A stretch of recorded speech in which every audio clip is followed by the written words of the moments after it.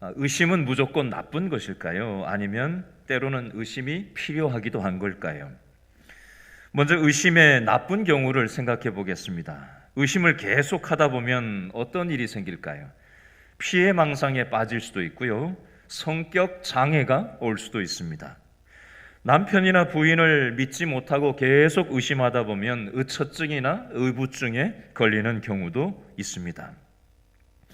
반대로 의심이 필요한 경우도 있는데요, 예를 들어서 의심하지 않고 남의 말을 무조건 잘 믿는 사람은 어떻게 될까요?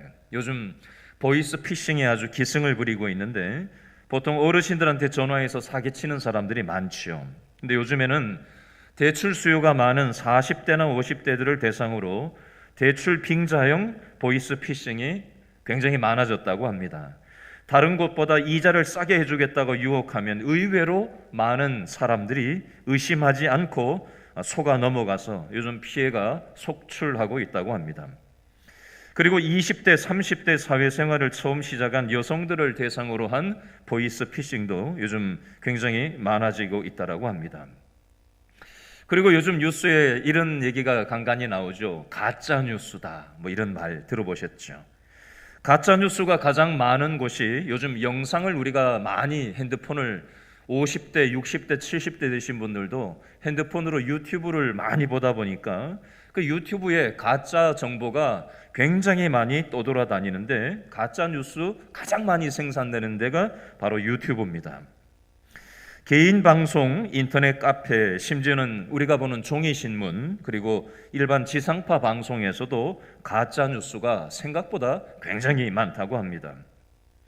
그래서 방송이나 뉴스도 아무 생각 없이 그냥 믿으면 안 되고 의심이 필요합니다.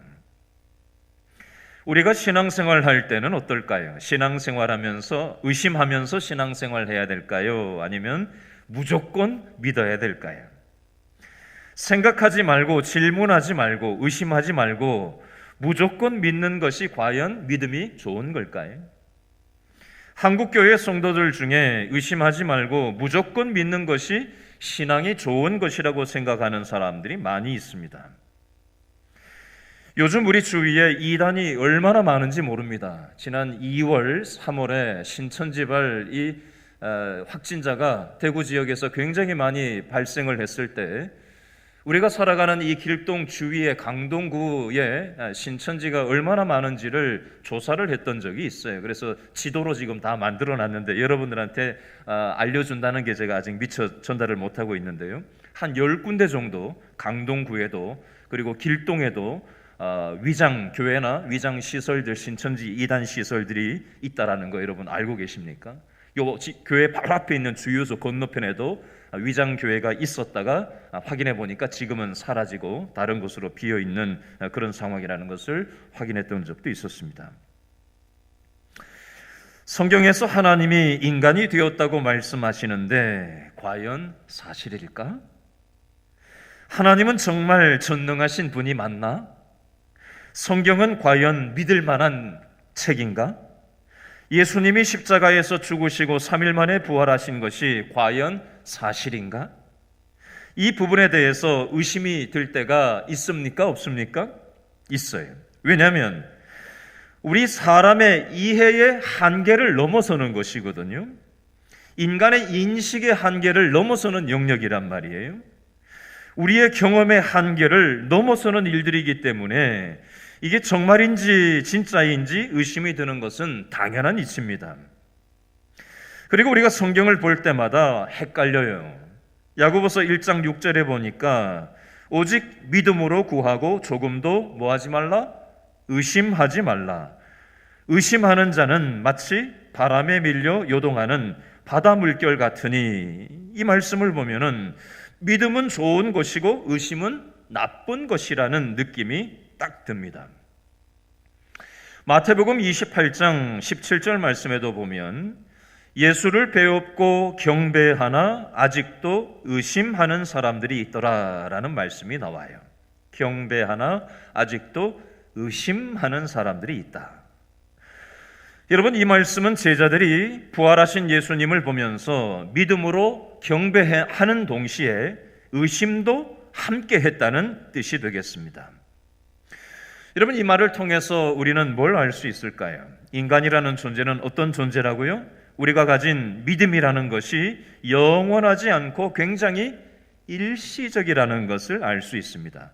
믿음을 가지고 하나님을 예배하면서도 동시에 믿음이 없는 인간적인 욕망도 동시에 우리 속에서 작동을 하는, 인간의 마음은 복합적인 감정을 가지고 있더라는 겁니다. 히브리서 11장을 예로 들어보겠습니다. 히브리서 11장에는 수많은 믿음의 사람들이 나오는데요, 우리가 믿음의 조상 하면 누가 딱 떠올라요? 아브라함 믿음이 좋은 사람이었습니다. 그런데 아브라함은 항상 믿음이 좋았습니까? 아브라함은 자기 부인을 누이라고 2번이나 속이는 장면이 성경에 나와요. 이것은 하나님이 자신을 지켜주실 것이라는 것을 믿었다는 얘기입니까? 믿지 못했다는 얘기입니까? 믿지 못하고 하나님을 의심했다는 얘기예요. 그래서 거짓말을 한 것입니다. 우리가 신앙생활을 한다는 것은 믿음과 의심이 동시에 있다라는 것입니다. 여러분들은 성경에 있는 말씀들이 다 이해가 되십니까? 의심이 생기는 것은 당연한 것이, 그러나 이 의심은 우리의 믿음을 깊게 만들어주는 역할을 하는 것이 바로 의심입니다. 하나님이 우리를 사랑하신다라는 말을 우리가 들었을 때 그 말이 무슨 말인지 때로 이해가 안 될 때가 있어요. 그러나 의심의 단계를, 하나님이 진짜 나 사랑하시는 거 맞나? 하나님이 사랑하신다면 왜 코로나로 인해서 많은 사람들이 죽어가고, 왜 수많은 인생의 문제를 하나님이 뒷짐지고만 계시는 것 같지? 이러고도 하나님이 우리를 사랑하시는 게 맞나? 라고 우리는 하나님의 사랑에 대해서 의심하는 마음이 들 때가 있어요. 그러나 이런 의심의 단계를 거치고 나서 하나님이 여전히 나를 사랑하신다라는 말씀이 믿어지고 깨달아지는 때가 오면 훨씬 더 깊고 견고한 믿음으로 우리는 세워지게 되는 것입니다. 자, 이런 큰 그림을 가지고 오늘 본문 요한복음 20장 24절과 25절 말씀을 다 같이 한 번 더 읽어볼까요? 24절, 25절 묶어서 시작. 12 제자 중에 하나로서 디두모라 불리는 누구는? 도마는 예수께서 오셨을 때에 밑줄 그으세요. 함께 있지 아니하니라. 밑줄 그어 놓으시고 25절 시작. 다른 제자들이 그에게 이르되 우리가 주를 보았노라 하니 도마가 이르되 내가 그의 손에 못자국을 보며 내 손가락을 그 못자국에 넣으며 내 손을 그 옆구리에 넣어보지 않고는 믿지 아니하겠노라 하니라. 아멘. 여러분, 지지난주 본문 18절을 한번 보실래요? 요한복음 20장 18절 말씀해 보니까 예수님이 십자가에서 죽으시고 3일 만에 부활하신 것을 가장 먼저 부활하신 예수님을 본 게 누구예요? 18절에 막달라 마리아가 나와요. 막달라 마리아가 부활하신 예수님을 처음으로 만나고 나서 뛰쳐와서 누구에게 이 부활의 소식을 전했죠? 18절에 보니까 가서 누구들에게? 제자들에게 가서 뭐라고 얘기합니까? 밑줄 그으세요. 내가 주를 보았다라고 부활의 소식을 10명의 제자들에게 전하는 장면이 나옵니다. 막달라 마리아 한 사람이 부활하신 예수님을 만나고 쫓아가서 제자들 10사람에게 부활하신 예수님을 내가 보았다라고 전합니다. 여러분, 이때 제자들이 막달라 마리아의 말을 믿었을까요? 아니요, 의심했습니다. 그리고는 이 제자들은 어떻게 행동을 취했죠? 지난주 본문 20장 19절 말씀해 보니까 저녁 때에 예수님이 부활하신 새벽에 이미 확인을 해보니까 새벽에 확인을 했는데 이미 부활하셨어요. 그날 저녁에 이미 막달라 마리아한테 부활하신 예수님 소식은 들었어요. 그러나 그 저녁에 제자들이 어떻게 하고 있죠? 19절 다 같이 읽어봅니다. 시작. 이날 곧 안식 후 첫날 저녁에 누가요? 제자들이 유대인들을 어떻게 해서 두려워하여 모인 곳의 문들을 닫았더니 예수께서 오사 가운데 서서 이르시되 너희에게 평강이 있을지어다. 20절 이 말씀을 하시고 손과 옆구리를 보이시니 제자들이 주를 보고 뭐 했다고요? 기뻐하더라. 이렇게 되어 있어요. 부활하신 예수님의 소식을 막달라 마리아를 통해서 제자들 10명이 듣기는 했지만 막달라 마리아의 말을 믿지 않고 의심했기 때문에 여전히 부활하신 예수님을 믿지 못하고 문을 닫아 걸고 사람들이 자기한테 찾아와서 들통날까 봐 문을 꽉 닫아 걸고 벌벌 떨고 두려워하고 있었다는 거예요. 부활하신 예수님의 소식을 믿지 못하고 의심하는 그 상태에서는 여전히 두려움의 정서가 제자들에게 가득 들어차 있더라는 겁니다. 이때 부활하신 예수님이 막달라 마리아에게만이 아니라 10명의 제자에게 찾아오셔서 너희에게 평강이 있을지어다 라고 말씀하시면서 20절에 자신의 손과 옆구리를 보여주시니까 제자들이 부활하신 예수님을 보고 어떻게 했다고요? 기뻐했다라고 되어져 있습니다. 부활하신 예수님을 만나고 경험을 하고 함께 하시는 예수님을 아까 찬송도 아까 할렐루야 찬양대가 우리와 함께 하시는 하나님에 대해서 찬양을 아까 했었어요. 부활하신 예수님이 나와 함께 온라인 예배를 드리지만 예배당에는 못 나오지만 현장에서만 함께 하시는 것이 아니라 온라인 공간, 내가 있는 직장, 내가 있는 차 안, 내가 있는 가정에서 하나님을 믿음의 식구들이 함께 예배드릴 때 부활하신 예수님이 우리와 함께 한다라는 사실을 우리는 믿고 두려움이 가득한 세상을 살아가지만 기쁨으로 우리는 예배드리며 소망을 가지고 믿음으로 이 어려운 세상을 승리하게 되는 줄로 여러분 믿으실 수 있기를 바랍니다. 부활하신 예수님을 만난 이 10명의 제자들은 자기들과 함께 없었던 아까 전에 24절 말씀 읽었죠. 오늘 본문 12제자 중에 하나로서 디도모라 불리는 도마는 예수께서 10명의 제자들을 찾아왔을 때 함께 있었다고요? 없었다고요? 함께 있지 아니한지라. 부활하신 예수님을 10명의 제자들과 함께 만나지를 못했어요. 그래서 뒤늦게 아까 영상에서 보셨죠? 도마가 딴 데 가 있다가 이제 제자들 10명 있는 그 공간에 뒤늦게 다시 오는 장면이 나와요. 그것에 대해서 25절에 보니까 다른 제자들이 10명의 제자들이 어떻게 하죠? 도마에게 이르되 밑줄 그으세요. 우리가 주를 보았노라. 이렇게 얘기를 합니다. 우리가 주를 보았노라. 18절에는 내가 주를 보았노라. 막달라 마리아가 혼자 부활하신 예수님을 보고 와서 내가 주를 보았노라 했는데 이번에는 10명의 제자들이 우리가 주를 보았노라 라고 하면서 10명이 이제 한 명 도마에게 말을 하고 있는 거예요. 성경에는 단지 이렇게만 써놨어요. 그리고 영상에서도 현장에서 보시는 분들은 영상을 가까이서 이렇게 보셨는데 아까 온라인으로 영상을 보신 분들은 이 화면이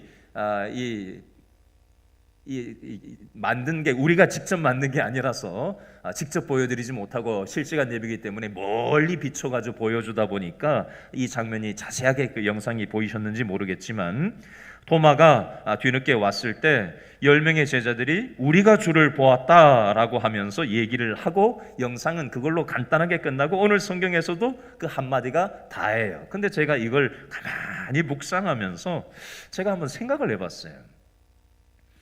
여러분 다른 일도 아니고 죽었던 예수님이 살아나셔서 벌벌 떨고 두려워서 잡혀갈까 봐 두려워서 떨고 있던 자기들에게 만나 주셨을 때 이 10명의 제자들이 얼마나 감격되었을까요? 막 눈물을 흘리고 너무나도 어쩔 줄 몰라 하는 그 마음을 가지고 너무 기뻐하면서 뒤늦게 온 도마한테 그 얘기를 너무 기뻐하면서 눈물을 흘리면서 간증하지 않았을까요? 그렇죠? 근데 도마가 뭐라고 얘기를 해요? 아주 쌩 하면서 25절에 보니까 뭐라고 도마가 얘기했어요? 내가 그의 손에 못자국을 보며 내 손가락을 그 못자국에 넣으며 내 손을 그 옆구리에 넣어보지 않고는 믿지 않겠다라고 하면서 영상에도 보니까 굉장히 냉정한 표정을 짓고 아까 얘기하는 장면이 영상에도 나왔어요. 여러분 26절과 27절을 먼저 읽고 설명을 덧붙이겠습니다. 우리 26절, 27절 말씀 다 같이 일단 먼저 한번 읽어볼까요? 시작. 여드레를 지나서 제자들이 다시 집안에 있을 때에 도마도 밑줄 보세요. 함께 있고 밑줄 계속요. 문들이 닫혔는데 예수께서 오사 가운데 서서 이르시되 너희에게 평강이 있을지어다 하시고 27절 도마에게 이르시되 내 손가락을 이리 내밀어 내 손을 보고 내 손을 내밀어 내 옆구리에 밑줄 넣어보라. 그리하여 믿음 없는 자가 되지 말고 믿는 자가 되라. 아멘. 제가 여러분들의 이해를 돕기 위해서 의심하는 도마라는 그림을 좀 보여드리려고 하는데요. 자, 우리 그림을 좀 보여주시기 바랍니다. 예, 잘 보이시나요? 영상으로 보시는 분들 잘 보이세요? 이 그림은 16세기에 화가가 그린 카라바조라는 화가, 이탈리아 화가가 그린 그림인데요. 의심하는 도마라는 제목의 작품이고 이것은 지금 독일의 한 공간에 지금 소장되어져 있습니다. 이 그림을 가만히 보시면요, 전체적인 배경이 검은 배경이에요. 그렇죠? 영적으로 어두운 이 검은 배경을 가리키는 거고요. 예수님의 옆구리에 있는 그 상처 자국을 도마가 머리에 이마가 그냥 주름이 꽉 패여 있죠. 이 주름살을 가지고 그 자기 손가락을 가지고 예수님의 그 상처를 손가락을 넣어보는 장면이 나오고 옆에 서 있는 두 제자도 그 상처를 손을 넣어보는 이 도마를 유심히 쳐다보는 장면이 나와요. 근데 한 가지 더 우리가 유념해야 될 것이 있는데, 자, 이 그림에 보면 도마에 예수님의 몸에 손가락을 넣는 도마의 손을 옆에 누가 잡고 있죠? 누구 손일까요? 바로 예수님의 손이 의심하는 도마의 손을 잡고 자신의 상처를 넣어서 확인하는 것을 도와주는 것처럼 보이게끔 이 그림이 그려지고 있습니다. 여러분, 자, 이 내용 그대로 사진 띄워놔 주시고요. 자, 이 내용을 가지고 한번 상상을 하면서 한번 생각을 해보겠습니다. 여러분, 도마는 10명의 자기 아닌 다른 제자들과 자기와 함께 있는 11명이 있는 공간에서 부활하신 예수님을 10명의 제자들이 보았다고 자기한테 간증을 하고 막 얘기를 하고 설득을 하려고 얘기를 하고 설명을 하는데, 난 그거 모르겠다, 못 믿겠다, 어떻게 죽은 예수님이 살아날 수가 있냐, 나는 내 손가락으로 그 예수님의 상처를 넣어보고 내가 만져보기 전에는 내가 절대 못 믿겠다라고 얘기를 했어요. 그때 예수님은 도마의 눈에 보이지 않았었어요. 그렇죠? 근데 지금 26절에 여드레가 지나고 나서 제자들이 다시 집안에 있을 때 도마도 10명의 제자와 함께 있었고요. 문은 굳게 닫혀 있는 상태였어요. 그때 예수님은 안 계셨어요. 근데 갑자기 예수님께서 어디서 나타나셨는지 나타나셔서 가운데 서서 이르시되 너희에게 평강이 있을지어다 라고 말씀을 하시더니 누구에게 말씀하시죠? 영상에서도 아까 전에 도마에게 딱 찍어서 얘기하시는 장면이 나오고 27절 성경에도 보니까 제자들 전체를 향해서 하는 말씀이 아니라 도마에게 이르시되 라고 하시면서 내 손가락을 이리 내밀어 내 손을 보고, 내 상처난 손을 보고, 너 내 상처난 손을 보겠다고 얘기했지? 내 상처난 손을 네가 한번 봐라. 네 손을 내밀어서 내 옆구리에 넣어보지 않고는 못 믿겠다고 했지? 그래, 그러면 너 이 손을 가지고 내 옆구리에 한번 넣어봐라. 그리하여서 믿음 없는 자가 되지 말고, 이 믿음 없는 자라는 것은 다른 말로 하면 의심하지 말고 라는 말이기도 합니다. 의심하지 말고 믿는 자가 되라 라고 말씀하고 계시는 장면이 되겠습니다. 여러분, 오늘 성경 말씀에 나오는 내용과 지금 사진에 보는 내용은 의미가 달라요. 여러분, 도마가 손을 예수님의 옆구리에 넣어보겠다고 했지만 요한복음 20장 26절 7절 말씀에 보면 도마가 아까 영상에도 보면요, 도마가 예수님의 옆구리에 손 넣는 장면은 안 나와요. 그냥 예수님을 보자마자 주저앉아 가지고 울고 예수님은 나의 하나님이시요 나의 주인이십니다 라고 하면서 나의 주 나의 하나님이라고 뭐 어쩔 줄 몰라 하고 있는 아까 영상을 보셨고요, 또 성경에도 그런 의미로 기록이 되어져 있어요. 근데 여기 그림에서는 손가락을 넣는 장면이 나와요. 여러분, 자기들만 있는 11명만 있는 그 공간에서 자기가 혼잣말처럼 했던 그 말을 예수님께서는 다 듣고 계시고 이미 알고 계시고 있었다는 의미가 되는 거예요. 그래서 예수님께서 그것을 확인 작업을 그대로 시켜주시는 것을 찾아오셨다라는 것도 놀라운 일이지만 그 말을 그대로 자신의 삶 가운데 확인시켜주시는 예수님을 경험하면서 도마는 주저앉을 수밖에 없었고 이분은 하나님이시라는 확신을 가지고 하나님 앞에 믿음의 고백을 나의 주, 나의 하나님으로 고백하고 있는 것입니다. 지난주에 우리 교회 성도님 여러분하고 전화 통화를 할 일이 있었어요. 한 분이 저한테 이렇게 얘기를 해요. 남편이 어디가 아팠는데 뭔가 그날 이렇게 일을 마치고 들어왔는데 뭐가 조금 이상하더래요. 그래서 뭐가 있지? 라고 물어봤더니 처음에는 딱 잡아떼다가 나중에 추궁을 하고 확인을 해보니까 몸이 상처가 나서 굉장히 오래된 상태인데 그걸 남편이 부인 걱정할까봐 얘기하지 않고 오랫동안 그냥 이렇게 아픈 채 그렇게 있었다라는 것을 이제 확인을 하고 이제 병원 다녀오신 내용을 저한테 이렇게 저렇게 얘기하신 분이 한 분 계셨어요. 우리는 얘기하지 않으면 몰라요. 또 한 분이 본인이 또 몸이 아프셔서 우리 집사님 중에 또 한 분이 몸이 아프셔서 힘들다라는 얘기를 구역장이 저한테 얘기를 해오셔서 제가 어제 전화 통화를 하면서 상황을 듣고 함께 기도해 드린 적이 있어요. 함께 대화를 나누면서 혹시 자녀들한테 우리 집사님 힘드신 거 혹시 얘기하셨어요? 그랬더니 얘기 안 하셨대요. 그 얘기하시라고. 자녀 걱정할까봐 얘기 안 하고 그러고 계시지 말고 얘기를 해야 알고 그래야 또 엄마의 마음도 알고 또 힘든 것도 이렇게 경감시키는 다른 방법을 찾을 수 있으니까 그렇게 꼭 하시라고 제가 재차 권면을 드리고 기도해 드리고 전화를 마쳤어요. 또 한 분이 저한테 전화를 하셔서 지난주에 이렇게 얘기하시는 분이 있었어요. 이거 목사님만 아시고 기도해 주세요. 참 어려운 일인데 그렇게 같이 기도하고 했던 적도 있었습니다. 여러분, 제가 이 얘기를 왜 하는지 아세요? 우리는 사람인지라 한계가 있어요. 얘기를 해야 알고요. 얘기 안 하면 아무리 배우자라도 부모 자식 간에도 형제 간에도 얘기 안 하면 몰라요. 그렇죠? 우리는 한계가 있는 이성의 한계, 경험의 한계, 인식의 한계가 있는 제한적인 존재들이에요. 그렇죠? 그러나 예수님께서는 어떤 분이시죠?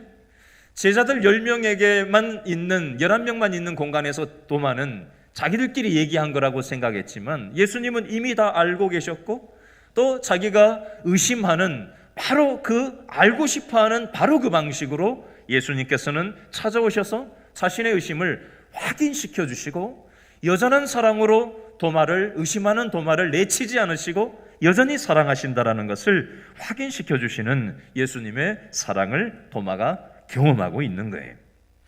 요한복음 2장 24절 말씀에 이런 표현이 있어요.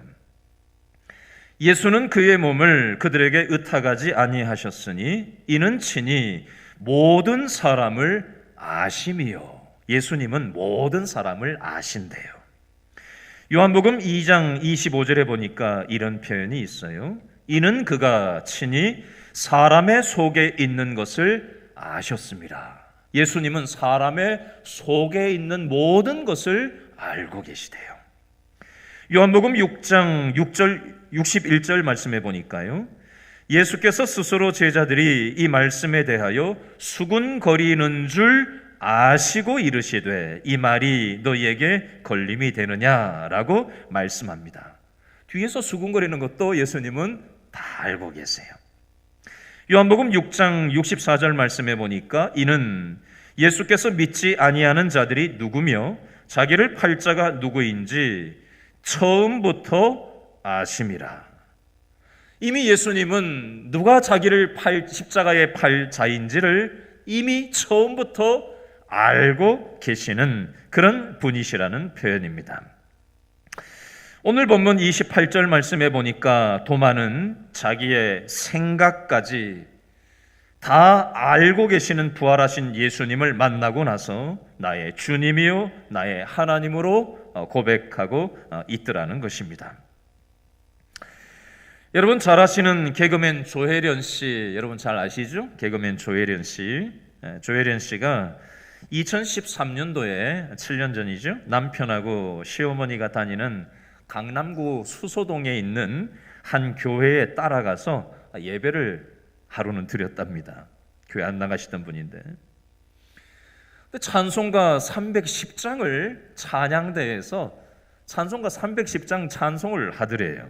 그래서 이렇게 들었대요. 찬송가 가사를 듣는데 이런 찬송 가사가 있더라는 게 와닿더라는 거예요. 아, 하나님의 은혜로 이 쓸데없는 자 왜 구속하여 주는지 난 알 수 없도다. 난 알 수 없도다라는 쓸데없는 자, 난 알 수 없도다 이 표현을 찬송이 들리면서 마음속으로 이런 생각이 스치고 지나갔대요. 눈물과 함께. 이 조혜련 씨의 표현을 제가 그대로 한번 읽어봐 드릴게요. 눈물과 함께 이런 생각이 들었다. 그래, 나는 정말 쓸데없는 자다. 쓸데없는 가스나로 태어나서, 사투리죠. 가스나로 태어나서 엄마가 죽으라고 엎어놨고 딸로 태어났다고 엎어놨다는 거예요. 대학에 합격해서 돈 버리는 짓을 했다며 부직갱이로 얻어맞았고 열심히 일본에서 방송활동을 했지만 결국은 오해를 받으며 욕만 듣던 나, 그런 쓸데없는 자가 바로 내가 아닌가 이렇게 느꼈대요. 그리고 나서 그 찬송의 가사가 쭉 계속되는데 내가 믿고 또 의지함은 내 모든 형편 아시는 주님, 내 모든 형편 아시는 주님이라는 이 대목에서 내 형편을 하나님이 아신다고? 나를 낳은 엄마도 형제들도 내 아이들도 내 형편을, 내 마음을 모르는데 심지어 나도 나 자신을, 내가 왜 이렇게 불도저처럼 내 자신을 괴롭히면서 사는지 알지 못하는데 하나님이 내 삶의 형편을 아신다고? 그런데 내 모든 형편을 아시는 주는 도대체 누구냐?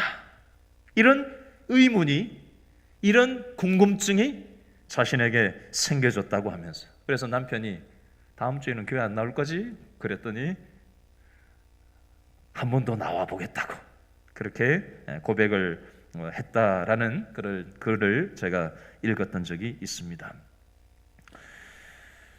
여러분, 우리는 믿음이 있기 때문에 오늘 또 예배를, 온라인 예배를 준비하면서 이 현장에 몇몇 분들이 나와 앉아 계시는 것이고, 또 핸드폰을 들여다보고 TV에 연결하고 또 유튜브에 연결을 해서 또 집에서 또 차에서 또 이동 중에 또 이런저런 형편, 어려운 형편이지만 어떻게든지 예배 온라인으로 참여하여서 오늘 우리가 예배를 드리려고 하는 것은 우리 마음 한켠에 믿음이라는 것이 있기 때문에 우리가 이렇게 하는 줄로 믿습니다. 그러나 이 거친 세상을 살다 보면 눈에 보이지 않는 하나님이시기 때문에 우리는 의심이라는 게 생길 때가 있어요. 하나님이 나를 사랑하시는 게 맞나?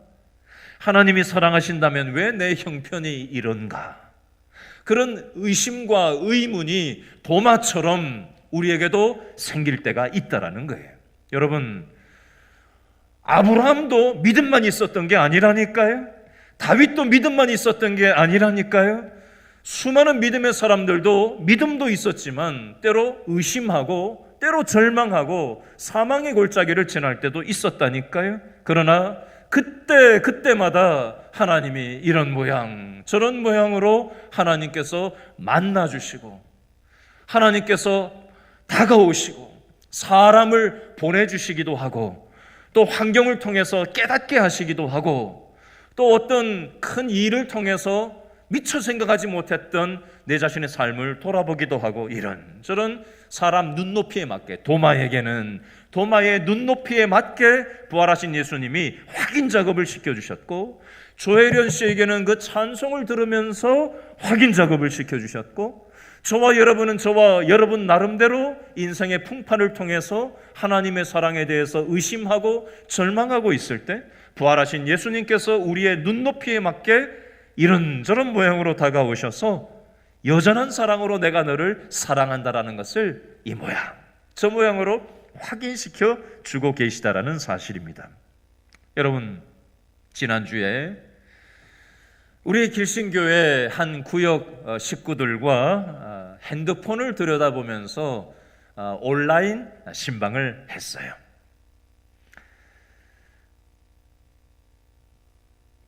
구역 식구 중에 남편을 먼저 천국을 보낸 두 분이 우리 이순자 권사님, 서인영 권사님